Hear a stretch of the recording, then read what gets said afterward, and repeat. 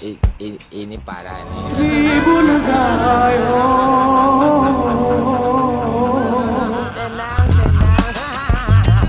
Saudaraku, komunitas moge atau motor gede biasanya diisi oleh orang-orang kaya atau yang memiliki harta berlebih.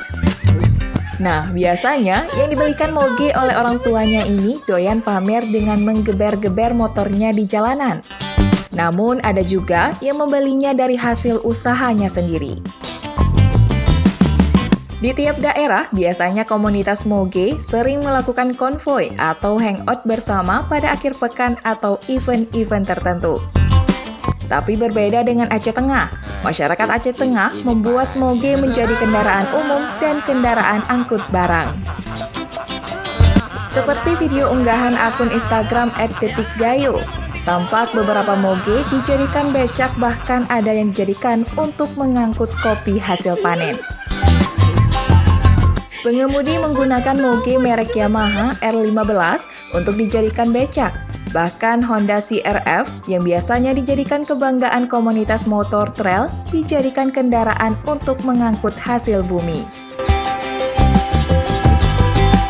Tribungayo.com berkesempatan untuk mendatangi seorang pemilik becak moge ini pada Sabtu 13 Agustus di Jalan HM Hasan Gayo, Pasar Impres, Takengon.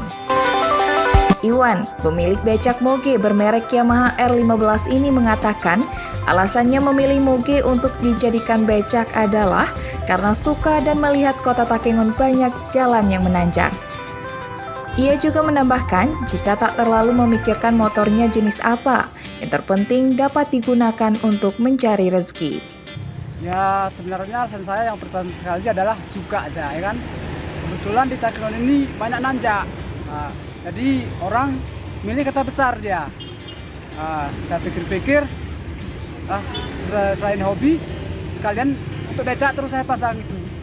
Ya kalau sayangnya nggak ada lah untuk cari makan, cuma kan itu aja. Dari Takengon, Tribun Gayo TV.